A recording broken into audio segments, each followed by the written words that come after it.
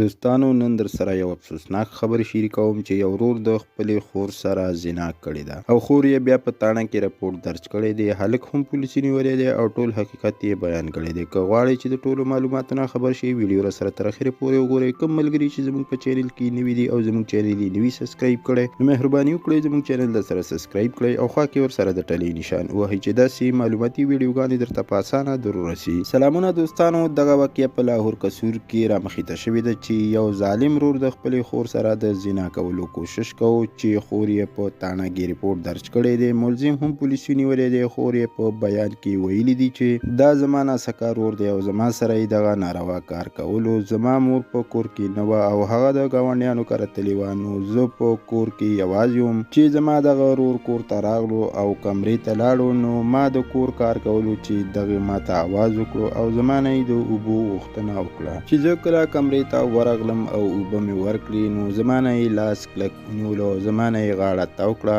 او د دغه غلط کار کوشش یې کوو چې ما ترې په ډیر کوشش سره ځان خلاص کړو او زه ترې بهر راووتم. نو چې کله مې مور راغله ما ورته ټوله خبره وکړه. بیا موږ په تاڼه کې د هلک خلاف رپورټ درج کړو چې پولیسو ونیولو. هلک هم دغه بیان ورکوي چې زما نه غلطي شوې ده چې ما د خپلې خور سره دا ناروا کار کول غوښتل. چې زه کله کور ته راغلم او راننوتم نو زه شیطان دوکه کړم او زما نه داسې کار وشو او زه په خپل کار ډیر زیات شرمنده یم. نو دوستانو، داسې ډیر ظالمانان په دې معاشره کې موجود دي چې داسې کارونه کوي او داسې ډیرې واقعګانې دي چې اکثر پکې د خپلو لورګانو سره خویندو سره دغه ناروا کارونه کوي. نو حکومت لا هم پکار دي چې داسې خلکو ته سخته سزا ورکړي او سخت قانون مقرر کړي شي چې آینده لپاره څوک داسې ونه کړي. ملګرو، دا د نن ورځ معلومات چې در سره مو شریک کړو. که ویډیو مو خوښه شوې وي نو لایک شیر کړئ، چینل در سره ضرور سبسکرایب کړئ. مننه کوم چې ویډیو مو را سره تر اخره پورې وکتله او د بلې ویډیو پورې د الله په امان.